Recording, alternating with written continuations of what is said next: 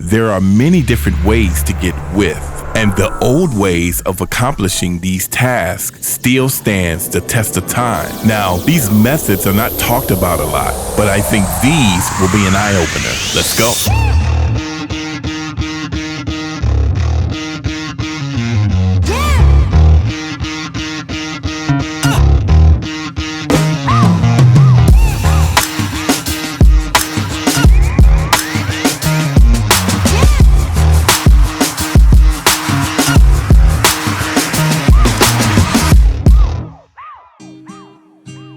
There are many different ways to gain width out of your music or vocals. And back in the day, we didn't have width plugins. We had to use EQs, pitch shifters, compressors, and so on. Now, I know there are a lot of width plugins out, and they're really good, but there are alternatives to those that are not so intrusive and that are very subtle, but get you to the end point, and probably even better and sound more natural than a width plugin. Let me show you. Here's a track from Emmett Finn called Mama. It's a free song from YouTube, so I won't have any copyright issues. And I thought this would be a great track to demonstrate what I'm about to show you. So the first thing I'll do is show you how we got width with EQ. So what I have here is a FabFilter Pro Q3. And if we look at the top, you can see that I unlinked the left and the right. And on the left side, I boosted 123 hertz, about 1 dB.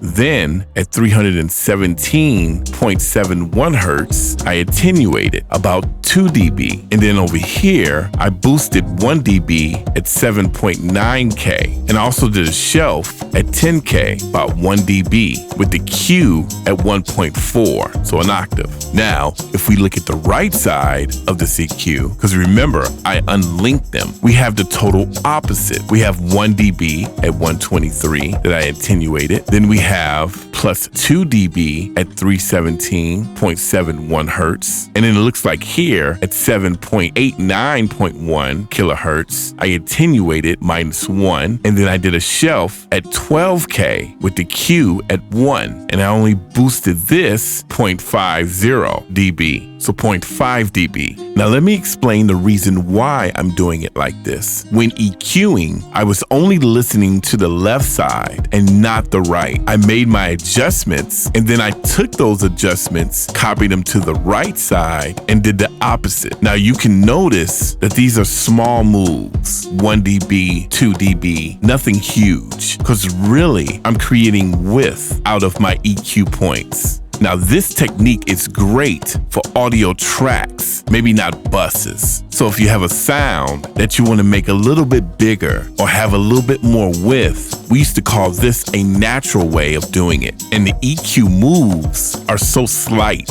that you're not getting a lot of phase out of the EQ. I hope that makes sense. So let's check it out.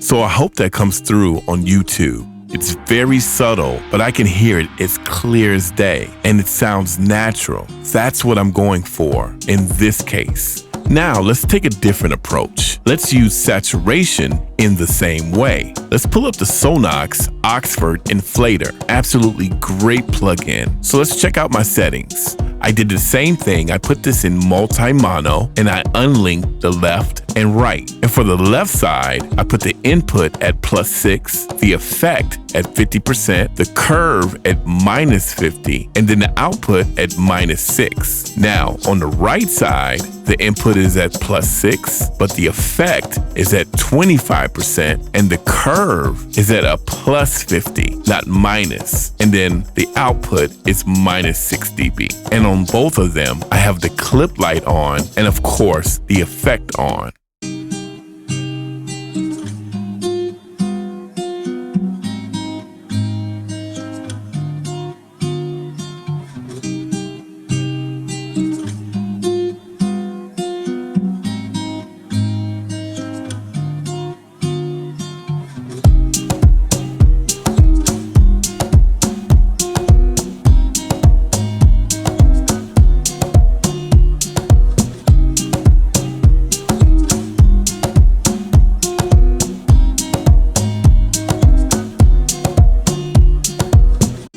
All right, so that's a way to do it using the left and right approach. But there's another approach you can do. You can do it by mid and side. So let me pull up the Shep 73 by Waves. Now my approach here is saturating the mid and the sides separately. Now when I'm saturating the mid section, I'm being very gentle. The reason why is I don't want to take away from the low end information. Saturation and or distortion can sometimes take away from the sub, and I don't want to do that. So I'm going to take a gentle approach to the mid section. But for the sides, I can get a little crazy. So I'm going to push it a little bit more. And on both, I'm doing a gentle EQ just on the highs. A little bit more on the sides than on the mid. So as you can see, on the preamp section, I have -20 for the mid and the drive at -25. So pushing it 5 dB more on the side. And for the highs, I have 0.3 for the mid and 1.0 dB for the sides. I also pushed 1.6 kilohertz on the sides, and that's 0.5 dB. I even pushed the low end a little bit with a shelving EQ at 35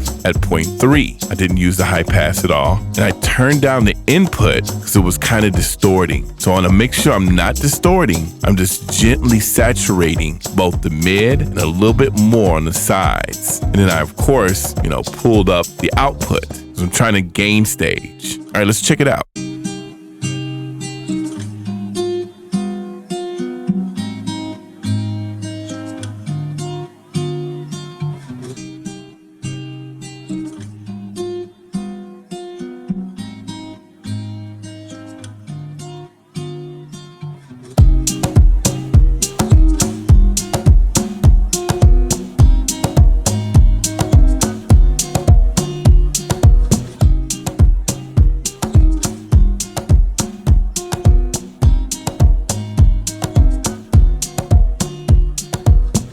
I really like this plugin. All right, so this is part 1 of getting more width out of the plugins that you have. You don't have to get a width plugin to get more width out of your audio. I want to open up your mind to other ways. Now, there will be a part 2 and a part 3. And also, let me know what you use for width, plugin-wise, down below in the comments. So keep watching the channel, and I'll see you on the next video.